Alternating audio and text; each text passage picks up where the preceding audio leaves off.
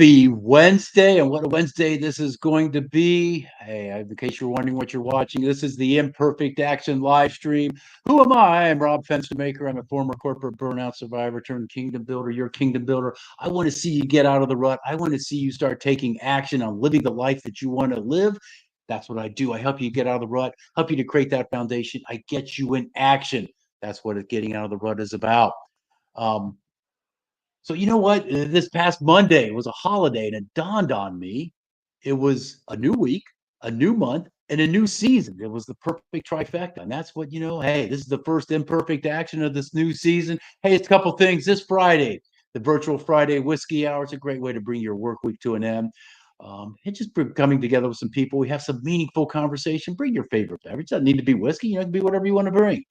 You don't even drink anything, but just come along and have some great conversation. And that's what I love. Just bringing people together is something that I really enjoy. But enough about that. It's time to get into the Imperfect Action live stream. My guest today, Larry Briggs. Who is Larry? He's a leadership coach. He's a leadership consultant for small business who are wanting to take their business to the next level. He is a public author. Sticky Leadership, How Successful Entrepreneurs Can Make Their Message Stick. Larry, I want to thank you. There it is. I want to thank you for stopping by the Imperfect Action live stream, the first one of this new season. How's your new season going for you?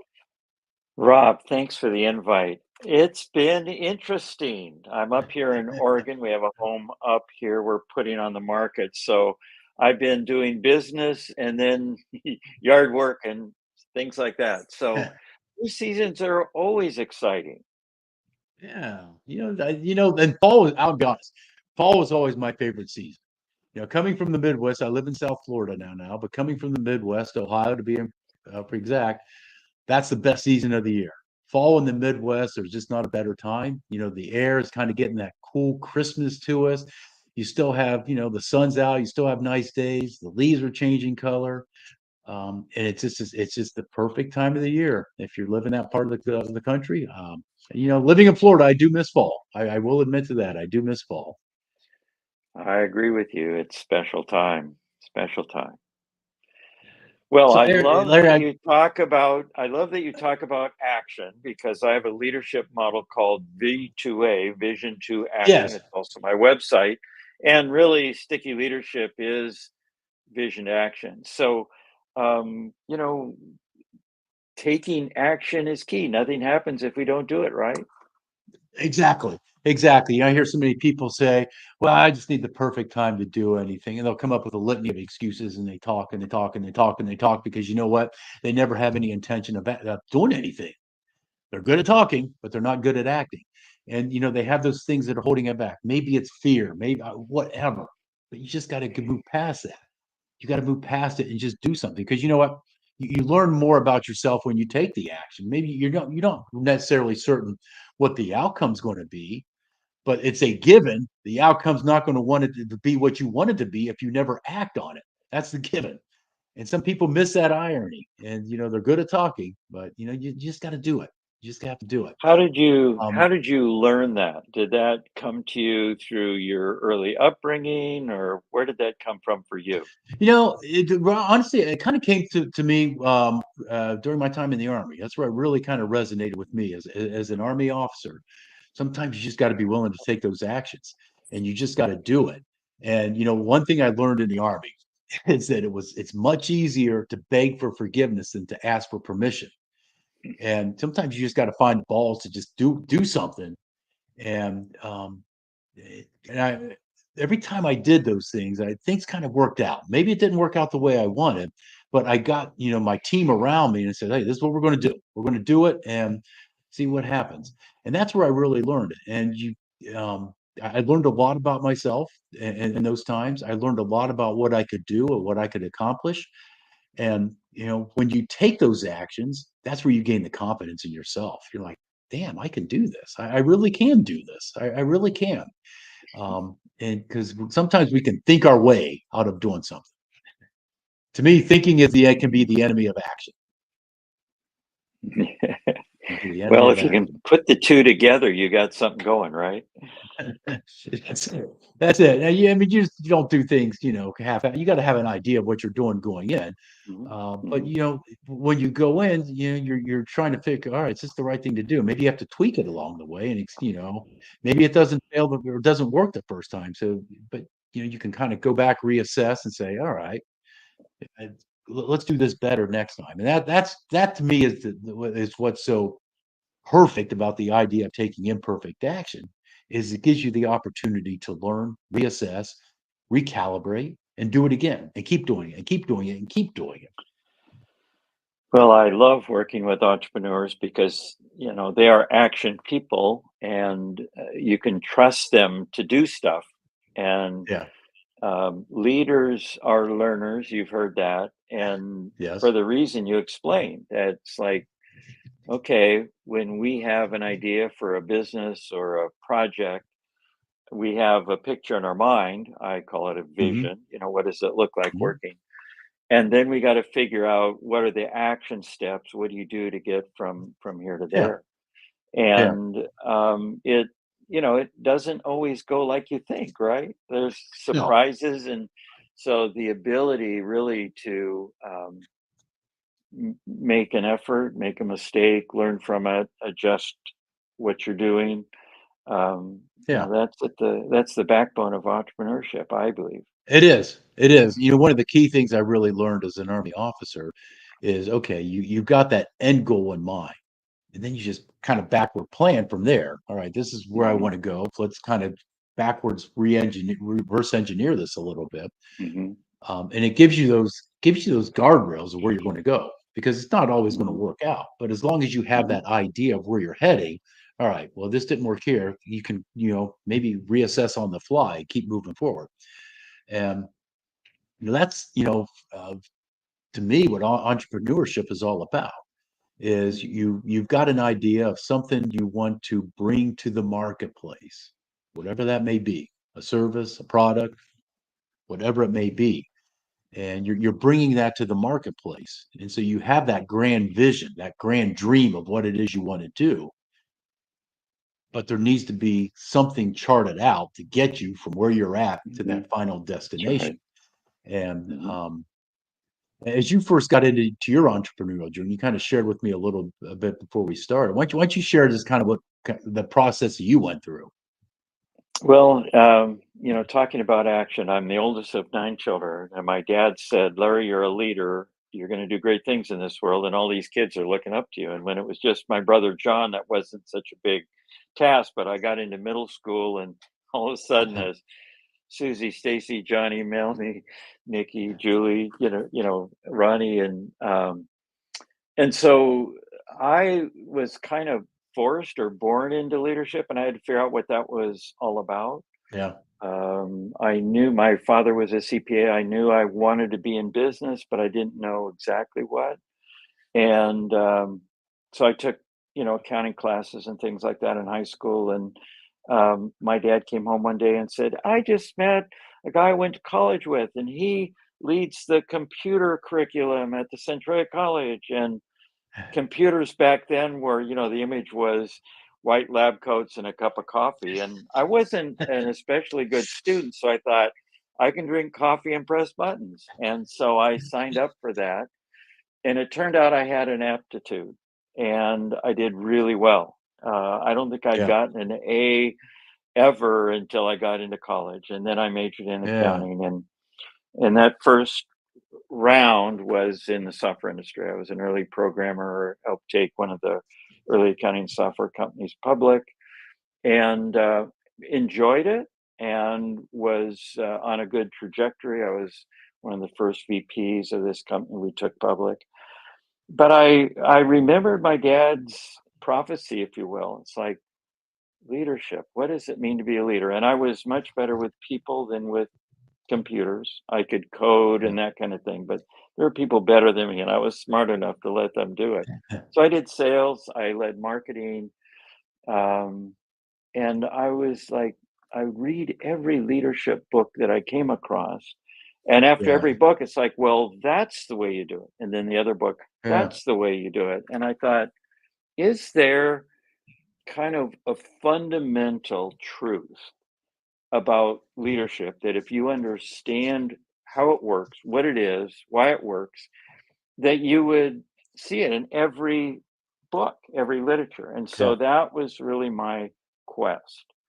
And I Yeah. came up with Vision to Action, V2A, also known as Sticky Leadership, and identified the 10 streams of leadership influence. And management's about control, leadership is about influence, and they're two Hmm. tools you have always in Yeah. front of you, which one you're going to pick up first. So that's really kind of how I got here. And for 35 years, I've been running my own business, working with some extraordinary people, Yeah. and, never a dull moment, right? Yeah. Leadership is one of those things, like, because you said it there. You're getting all these different books, and they're kind of giving you different. It can be kind of hard to define, but we know it when we see it. We know when we see leadership in action. And I reject the idea of the people saying, "Well, someone's a born leader." I kind of reject that. I think you become a leader through trial and error. I think you become a leader by taking those steps and accepting that responsibility. That's how I think It's leadership is built.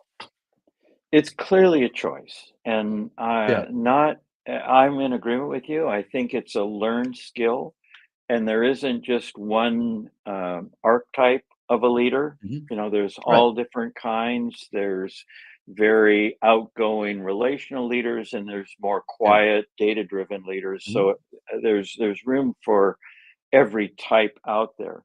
Yet Yeah. and that's what I uncovered. There are certain ways leaders influence people so that they will follow you, Mhm. and certain ways that leaders invest in people so they're attracted to you.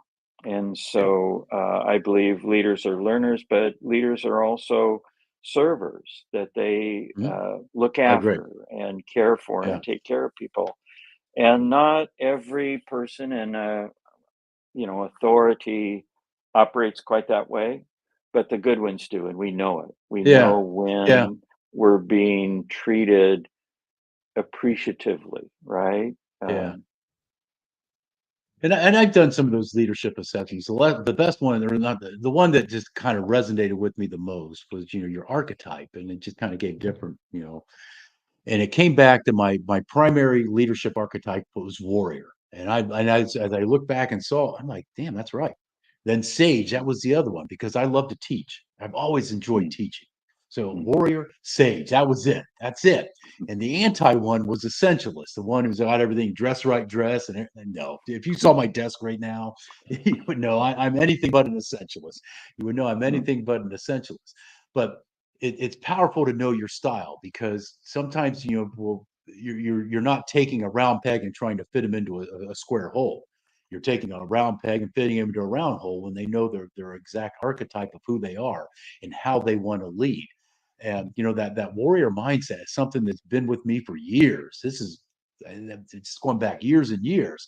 And this long before I did this archetype. And once I saw that, I'm like, that's it. That's mm. 100% it. That's who I am. That's how I want to lead. And you got to be comfortable with how you want to lead. That's the thing. Don't try and emulate someone else.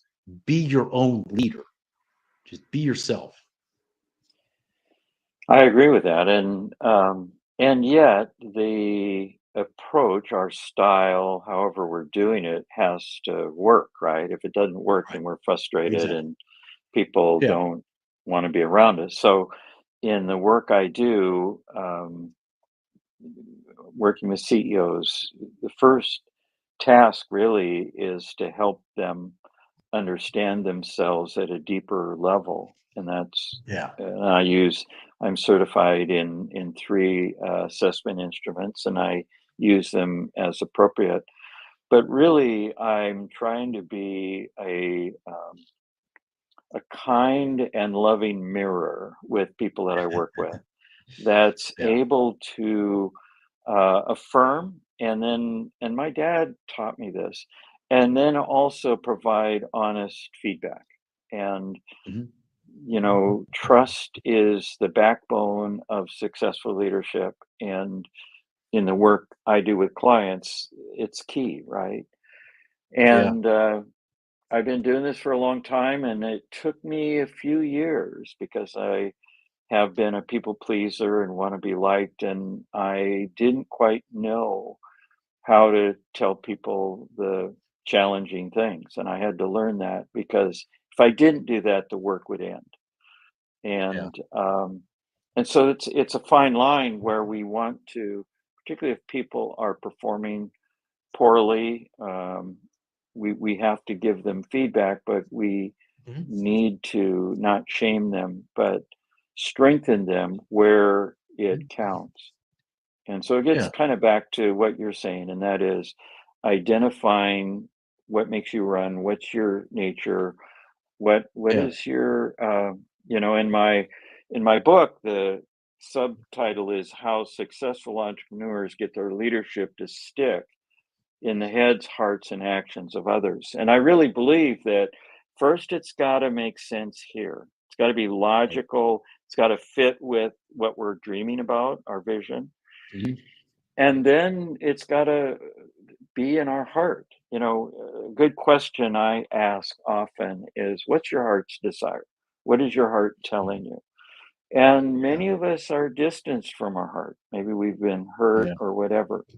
So when head and heart get coordinated, then it can show up in actions. And if our actions are Yeah. not working, where do we go? We can go back to, what were you thinking? What were you trying to do? What's the logic behind that? And then what's in your heart? And Yeah. anger, emotions are very real, they're very important. But if our emotions are out of control, or if we're using them inappropriately, that will trip us up. So this Yeah. idea of head, heart, and action is a great way to begin to think about, what are you doing? How's it working? Check those three areas. Are you doing the right things? Are you Mhm. being your word? Yeah. That's one of the hardest things, don't you think? It's like, here's Oh, it who I is. I say agree. I am.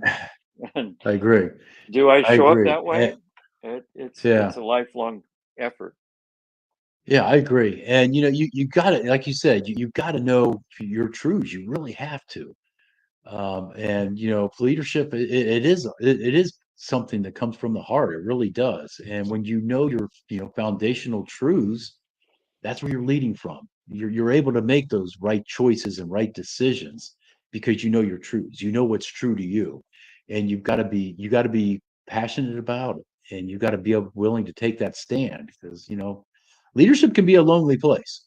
It can be a lonely place because the spotlight's on you, and when you surround yourself with the right team, they um, it comes down to what you said, being able to speak what's in your heart to get it into their mind. And that's how you make winning teams. That's how you surround yourself with that right team that they're able to serve the overall mission. And that's what's important. What I've learned about great leaders, and I've been fortunate to work with hundreds of them over my 35 years, is that heart thing is definitely real. Yeah. And there is this ability for them, us, hopefully, to understand and connect with other people. So Yeah. the ability to recognize the importance of diversity, to really get somebody so that they feel known, appreciated, and cared for, uh, and Hmm. trusted. Yeah. It's kind of a balance between, I know what needs to happen, I know what I want, I know what my truth is, but is it connecting with the people around me? Right. Employee engagement is a huge thing, and Yeah. it's often lacking to some degree with many clients I work with. And it's one of the strengths. I've got a few other consultants I work with that supplement my work, but it's one of the things that we really pride ourselves in being good at, and that is, how do we get people engaged? People Yeah. who are sad, upset, disappointed, feeling unappreciated. We've got to somehow get them engaged, and that Yeah. requires us being curious, and I've heard you talk about curiosity, how important it is to have enough curiosity really to turn off my mechanism, everything I think needs to be, and Yeah. really meet the other person where they're at. Yeah, curiosity is powerful. And sometimes we just got to go back. Just think of a child. They're always asking why, why, what. They're asking why because they're curious. They want to know the answers, and the curiosity can, take us to different places. Maybe we're not necessarily where we need to be, but get curious about it and start asking yourself those Yeah. questions. But I do have to ask now, other than Sticky Leadership, what has been your favorite leadership book? Oh, I've got a handful of them. Um, there's a book that Jack Stack wrote called The Great Game of Business, and he really pioneered a concept of open book management where he took over a troubled company, engine rebuilding part of International Harvester, and turned it around with that kind of Hmm. concept. So that's been really big. Um, I have a handful of great books. I am a man of faith, and Hmm. as I really uncovered, the 10 streams of leadership influence, I actually now see it in different parts of the Bible. Yeah, Um, so I'm really a fan of a diverse number of books out there, and lately I've been fascinated by biographies of great leaders, and again looking for what I know about leadership and how it gets deployed. yeah, So those are just a couple that I enjoy. that's cool. That's cool. I like it. And yeah, I mean, there's always, you said, I mean, to me, leaders are readers, and you've got to be reading. I remember back in my army days, I had a commander that first question he would always ask his officers, "What are you reading?" You Mhm. better have an answer. You had to have an answer for him. If you didn't have an answer of what you were reading, he would get a little upset with you. But you had to have an answer. He wanted you to read, and he stressed the importance of the leaders or readers, and I absolutely believe that. And I like to say that I have many mentors in my life. I've met very few of them, but I've read their books. That's good. Yeah, I was just looking at my little library here. Jim Collins' Good to Great is, Hmm. a landmark book, I think. Um, so I, like you, am broadly read, and Hmm. I have had the pleasure of meeting a few of the people that I've read about and admire. Yeah. There's a there's a book here called this is an older book. It's Oh called yeah, It's I've Your got that book. Ship. That's on So my bookshelf as well. Yeah, someone gave that to me so years ago, and it's sitting on my bookshelf. so Or you the met him. author There you gave it go. Cool. the author gave it Cool. to me. He was in town just releasing the book, but it's a great for those of you who don't know the story. Um, Captain Abishoff took over the the lowest ranked. I was a Navy man, lowest ranked ship in the Navy, and turned Yeah. it into the highest ranked. And so it's a story of how he did that, and really kind of gets back to what we're talking about. It was a destroyer, and he interviewed every person on the ship, used Mhm. the same set of questions to really understand. And the previous captain was so bad that they pretty much booed him when he departed. And normally that's a big celebration when the captain leaves. So, yeah, I too find books wonderful. Yeah. Yeah. And that's cool. That's cool. And and people like that. He's just probably just normal man, just a normal man. But he's been able to take what his skills and take him to that next level. And you mentioned that he took and I've read his book, and you're right. He took a destroyer that was not good and turned the morale around. All the way. And Yeah. when I had the opportunity to command a unit when I was in the army, and it was kind of broke when I took it over. Oh my goodness Hold, gracious. hold on one moment. Uh, I have a contractor here. I got to check. I'll be right back. Hold that okay. thought. All right. All right. Well, like I was saying, it's that's the beauty of going live. But as he's doing that, as I was sharing, I had the opportunity when I took over a unit, it was kind of broke, and I had the opportunity to turn them around. And what it comes down to is you've got to empower your team. Empowering your team is so important. That's what leadership is about. Is empowering your team to be the best version of who they can be, to take that next step. And that's what leaders do. They understand who their team is, how they can motivate them, how they can take them on that journey with them. Because you got to know who you're leading. Because if you don't know who you're leading, then you know what? You're just out for a Sunday stroll. And not that there's anything wrong with a Sunday stroll. I love a good Sunday stroll. But you know what? To be a leader, you got to know who you're leading. Absolutely. You're muted, Larry. You muted your mic there. Larry, you're muted. Oops, let me get there we go.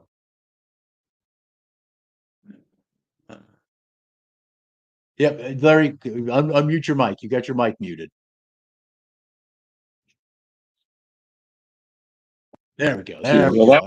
I know you were saying something profound there, but we couldn't hear you. So yeah. We're putting our house on the market. So the photographer is here taking pictures, and he was calling me. It's like, no, not right now. Isn't that how life goes? Like, that's how life goes. You know what? There's be no ready for guarantees the in life, but interruptions. you're just being ready Yeah. for the interruptions. So Sorry about that. no, that's quite all right. That's just part of going live here. So I know you've been around that burning ball of gas a few more times than I have, but we can Hmm. kind of share marriage and parenting. I mean, I have two adult children myself. I think you told me you have six children before we started. Is that right? I Six? have two biological children and five stepchildren. So, Okay. my first wife of 29 years died of cancer 21 Hmm. years ago, and Yeah. um, and both Tom and Lance, you've met Tom, were in college at the Hmm. time, and we had a great marriage. My first wife, both my, Janice and Anna, both great women. Not every parent has the pleasure of having a strong partner in parenting, and Hmm. I've been blessed with that. So um, I was in Boy Scouts growing up, and so my son Tom went in Boy Scouts, became an Eagle Scout, and Lance, Oh, cool. scouting wasn't for him. Lance was a soccer guy. He played very good soccer. Yeah. So we loved to camp. And, what I've learned about marriage, being married twice, I married a woman who also lost her husband and Mhm. brought five more children into the family. So I did this blended family thing. Um, I really think that a successful marriage is a partnership, um, understanding gifting and roles, and then kind of Mhm. having each other's back. Um, I think that's really important. And then, of course, there needs to be an attraction that, um, every morning you wake up with this person, go, boy, I'm sure glad she's with me. Right. So you probably have some of the same thoughts. Oh yeah. My wife and I are coming up on 33 years of being married. October 12th will be 33 years. And Congrats. it hasn't been easy. It hasn't been easy. And a lot of the problems, sometimes I just had to get out of my own way. And I think for men in particular, we need to understand the importance of being what I say, be a husband to your wife and a father to your children. And what's that mean? What's that look like?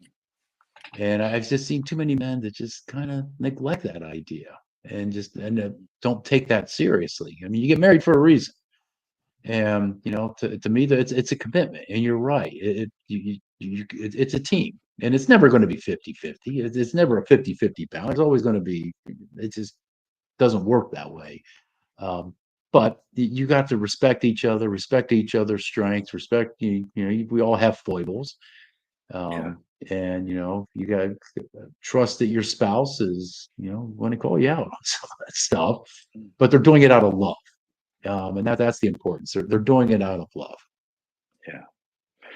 My first wife had this saying, you want to have strong commitment, right? Because as Yeah, we're agreeing, it's hard work. She said, "You're not getting out of this alive." But that's true. that was That's we were in true. it to win it, Yeah, you know. Little did I yeah, know she'd exit the scene as she did. And then getting remarried, and I could go into a long story about how that happened, but it was pretty much a miracle that there'd be yeah, two women in this world that would want me. But if you look at our wedding pictures 20 years ago, last July, yeah. you would see seven brave kids, and That's cool. they weren't thrilled about their parents getting together as we did, and it was really hard for me because I sold my house because it wasn't big enough for five more children, so I moved into their Yeah, house, and so I was kind of, we courted for a year before we got married. They knew me some, but it was I don't think they talked to me or looked at me for the first couple of months, and so I knew. And again, being I had my business as a leadership guy back then, I knew that I had no authority, and yeah, I was, just to serve. And yeah, one of the things that I noticed was for dinner, they would just, mom would prepare the food, put it out, and then the kids would just graze. You just grab your food. And I said, we got to have family dinners. And oh, the pushback. Do we have to, with her five children? Tom and Lance were out of the house, of course. And so, no, we're going to do this. And it took about a month, but then they go, "Are we having family dinner tonight?" So um, a lot happens over a meal, right? oh Just yeah, the it does.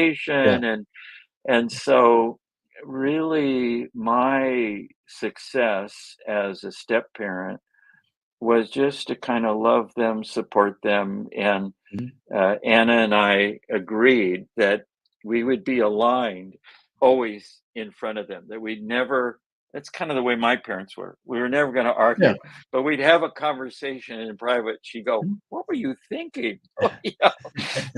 But she would not contradict me, nor me her. And that taught us a lot. So, yeah, yeah, I think presenting a unified front, paying attention. yeah. Now, how old's your youngest? 29. Yeah, Okay, all right. Yeah. yeah. So my So youngest is so she 27. My youngest is so she 27, was and I have a 32-year-old 20 daughter. 27 and 32? 32, 32. Yes. Yeah. So, yeah, Abby was 9. So, we did a father-daughter dance, and I held her. So that's how little she was. Yeah, the cool thing about being a parent, they're always going to be your children.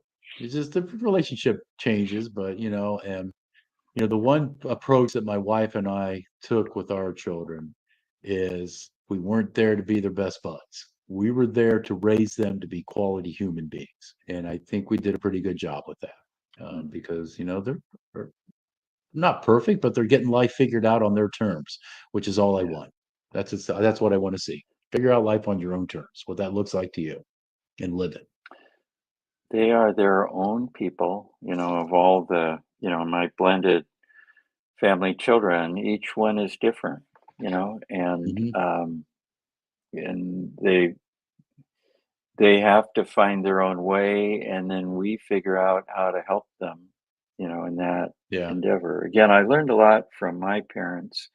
As I mentioned earlier, my dad was very affirming. "Larry, you're a leader, you're going to do great things." And of my 8 siblings, I think he identified in each of us something that Hmm. he really drilled in, affirmed, here's who Yeah. you are, or here's what I see in you.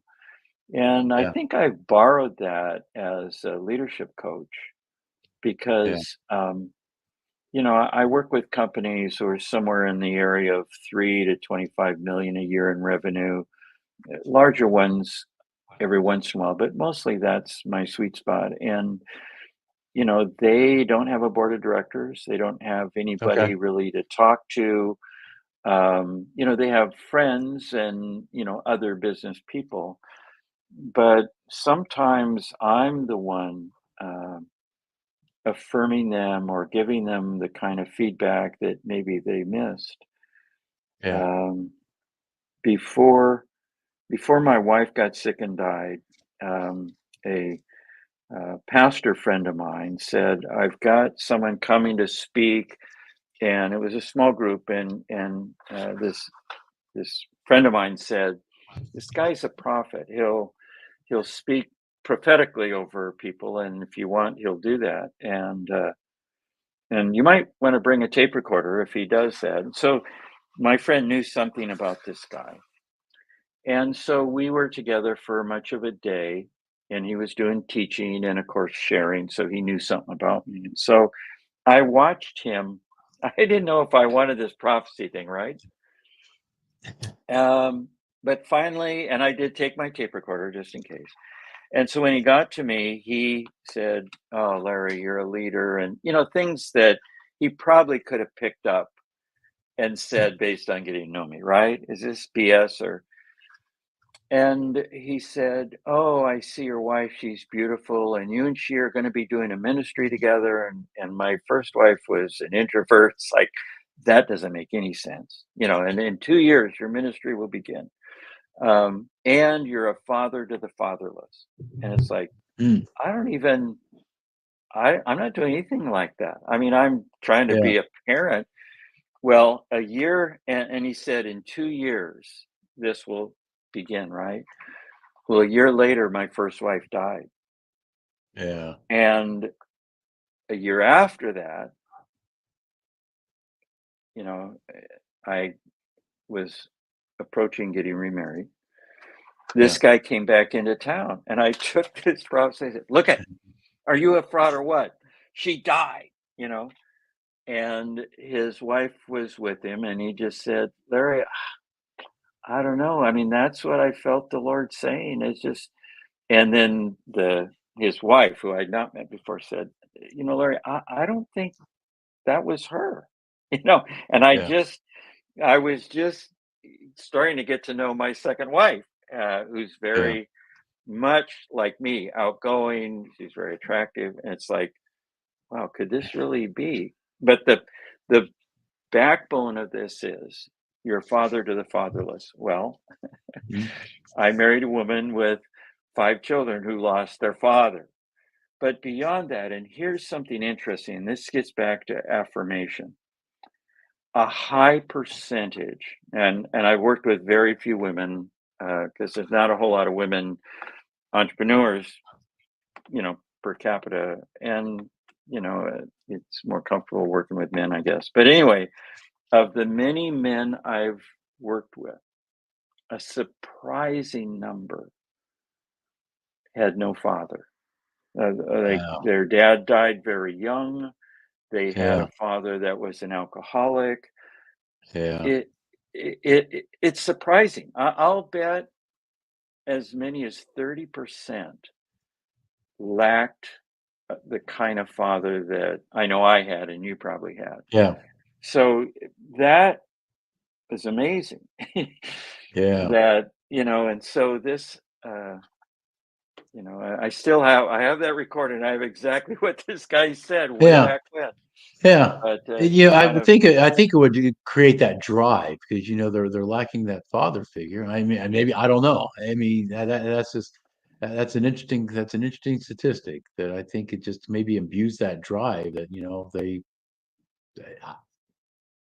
kind of spitballing here a little bit, but That's very interesting because you kind of hear the reverse. You talk about the fatherless.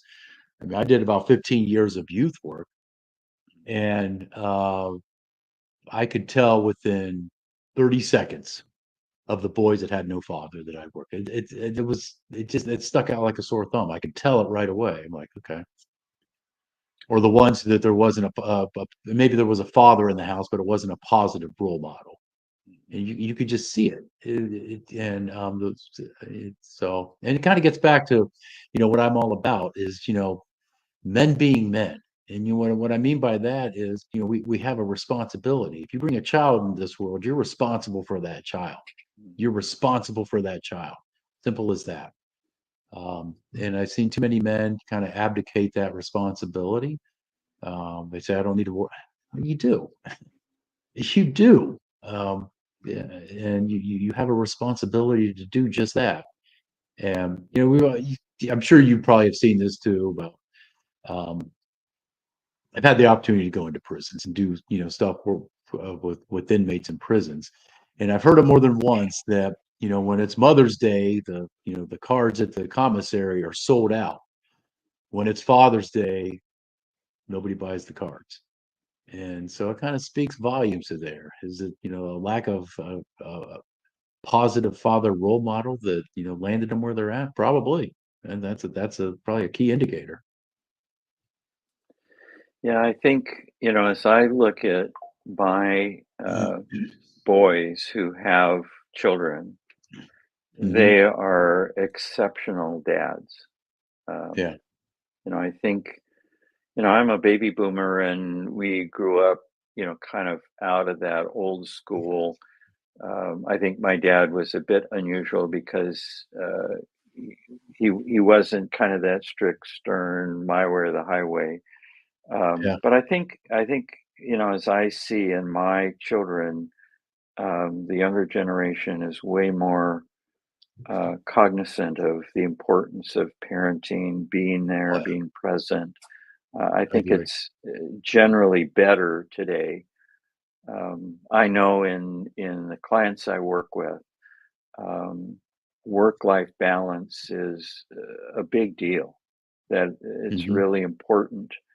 And I admit it, I've been a workaholic in recovery Yeah. because, there are times I found more personal reward, not just money, but acclaim at work than at home. And Yeah. that's been called to my attention. I've worked on that because, Yeah. um, I Let me ask want you, to. do you have a favorite type of business you love to work with that you really focus on wanting to work with? That's a good question. It's not so much the business, but the person, right? Person. Okay. Entrepreneurs are very interesting people, and so they're very strong. They're very certain. They're courageous, and they've got what they want to do. And not Yeah. every entrepreneur is at a point where they want help or will ask for help. So it's more my favorite client and the ones really that hire me are stuck in some way, and not the good sticky leadership stuck. They're hindered, Yeah. and so they got a problem. And I had one new client. We in our coffee meeting, he was building a small distribution business, and he said, "If this doesn't get more fun, I'm out of here." So that was his thing. But everybody has Yeah. something. Um, in my time, I've worked in about 6 different verticals. So insurance, you mentioned insurance. I've worked with insurance agencies, uh, manufacturers, probably the largest group, marketing agencies, creative agencies. My first client was a very successful agency. It's still running in Portland, one of the largest ones. He was just starting out Mm. when I was with him. I've worked with many nonprofits and am comfortable, in that realm, and then medical. Yeah. So the So those are the niches that I have the greatest amount of experience, and there's certain patterns you see in each. But really, it's more the type of the leader. Generally, they want harmony in the workplace. They want it to work, Yeah. and it's not Right. working for whatever reason. There's a lot of turnover, maybe, and they don't know what's really causing it, how to fix it. Yeah. Everyone's different, Mhm. but there's some common threads that Yeah. they're they're willing to ask for help. Yeah. You got to be willing to take those risks. That's what an entrepreneur. You got to be willing to take those risks. I love this risk taking combined with aging. Yeah, I turned 61 here a few weeks. Well, back in July, I turned 61, Yeah. and I'm. Hey, you know what? I'm 61 years old. I have no intention of slowing down. I'm in the best shape of my life. I just ran my first Wow. marathon this Whoa, past good year. for you. Good for I'm you. getting ready to run another. Getting ready to run a half marathon here in a few weeks. And so 61, I'm taking risks. I'm doing it. And That's good. I know you shared something with me when you set this up, something you did. Why don't you share that Yeah. with us? Well, I we moved to Arizona 3 years ago, and uh, I'm left-handed. I play golf very poorly. I've never ever been really good, so it never really called me. And of course, in Arizona, everybody plays golf. And in my 20s, I uh, I took flying lessons, power plane lessons, and never finished. And so I always thought I want to get back into that. And so I joined a networking group, and I heard a guy talking about taking his airplane to Colorado, shooting guns. And I confessed, but I've always wanted to get my pilot's license. And he said, "Well, let me ask you a question. Do you want to get your license to fly from point A to point B, or do you want to learn to fly for the fun of it?" And I said, "Well, the fun of it." He says, "Then you need to learn how to fly a glider," which is an airplane Yeah. without an engine, right? And I Yeah. had been up once with my dad many years ago on a glider, and I thought, wow. And so flying a glider, you get towed up by another airplane, Right. and then you Yeah. hopefully, and Arizona has a lot of this, find rising currents. But anyway, talking about risk taking, um, there's there's risk in that flying an airplane, particularly a glider, is very kinesthetic. I mean, you've got to. Mhm. Have you heard the term "flying by the seat of your pants"? Have Yes, you heard that I have. term? I'm assuming What do you I've think? heard What do that. you Yeah. think Yes, that sir. means? What do you think? What do you interpret that meaning? You're just kind of going where the wind takes you. Well, that's not accurate in terms of piloting because good pilots feel what's going on in their butt. Okay. And Okay. so flying by the seat of your pants is feeling what's actually the airplane's doing. And I thought it Oh, wrong okay. too. I thought, oh, you're just Yeah. making it up. You don't know what you're doing.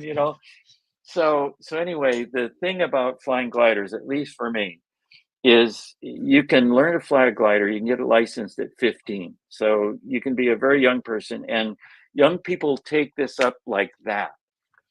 Yeah. It's taken me a couple years to actually Okay. fly on my own, right? And so the risk is not only, you only have one shot at landing, but when you're a student, you got somebody right behind you, right? That'll take Right. over if Right. you don't do it right. So the other Yeah. risk is getting feedback. Yeah. like, and so I believe that in aging and taking risk, it's important to push yourself. Okay. There's days that I come back from a lesson, I go, I'm so terrible. Why am I doing this? And it's about an hour and a half drive to the glider port. Yeah. But, I remind myself that no, I want to learn something new. I want to face the challenge of what it takes to do it well. So Yeah. that's, So how often do you get up then? I mean, how often do you get up in the glider? well, yeah, I'm up in Oregon now, and there's a glider club up here, but I've not checked it out. Down there, we fly on weekends. So pretty Okay. much every weekend, 3 out of 4 weekends, I'll drive down and fly. Yeah, it's really Yeah. fun. Interesting. Okay, that's cool. Living down in South Florida, a lot of people have boats, but a lot of people have planes. It surprised me. And we live real close to a regional airport, and you'll see men and women taking off on the weekend. And um, they fly in a little formation. They do their thing. And I've always wanted to ask one of those pilots. I said, is it what's the difference, between flying a plane and having a boat? But yeah, it's fun. It's just an opportunity to do that. And I believe, yeah, take the risk. I mean, take the risk. You talked about golf. I used to play a lot. Actually, what I used to play was a lot of goof. I didn't why and Oh, that's I found wonderful. I finally got to the point where I realized this is as good as I'm going to get. And it can be a frustrating game. And as my children were getting older and uh, getting out, the only time I could get out on the weekends, and I didn't like playing 6 hour rounds of golf. So I haven't played golf in probably 20 years. So, um, Mhm. but yeah, I hear Well, you. find a glider club. Check it out. I'll It's have to pretty. check that out.